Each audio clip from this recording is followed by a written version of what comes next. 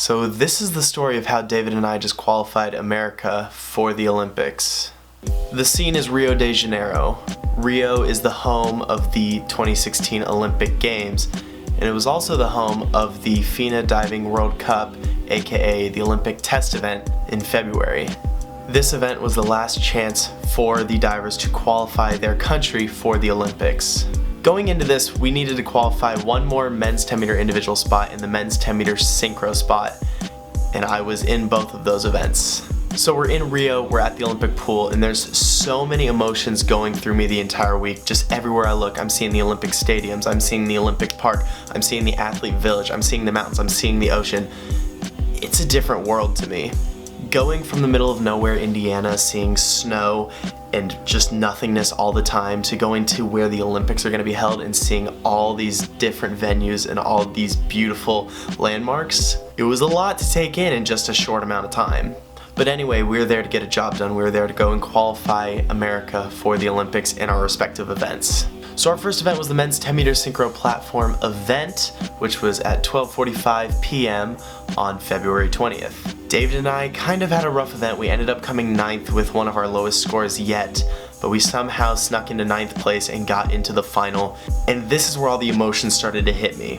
To qualify for the Olympics, we essentially needed to be top 7 or top 6 to get one of those last remaining 4 spots. And sitting in 9th after prelims isn't really the best position to be in, because we're going to have to do even better in the final and we're going to have to move up.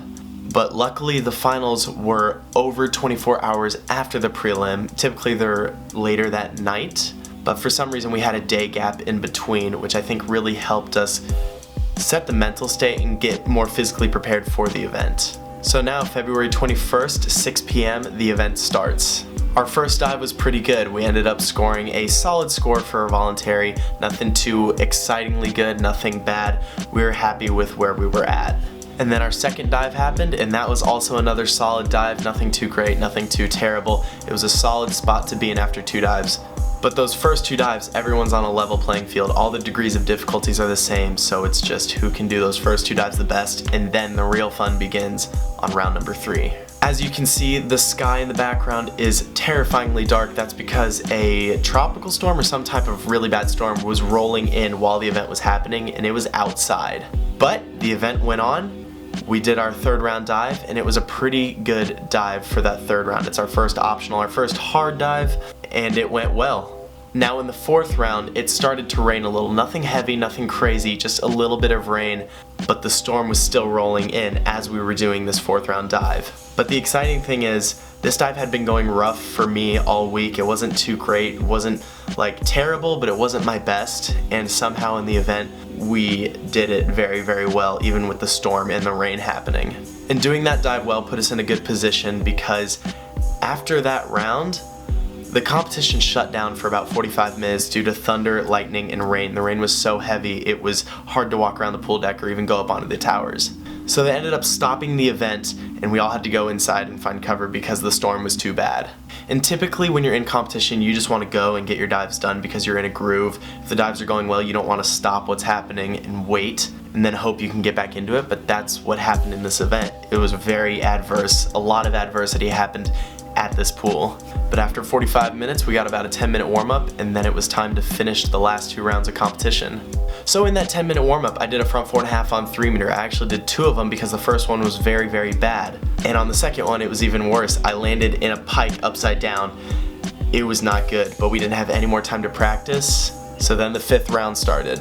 Standing on the back of the 10 meter, I was very nervous because A, this is my scariest dive, B, it's my hardest dive, and C, we're doing it at night under lights, which is completely different than what I'm used to in training. Also, it was raining a little bit, but that's besides the point.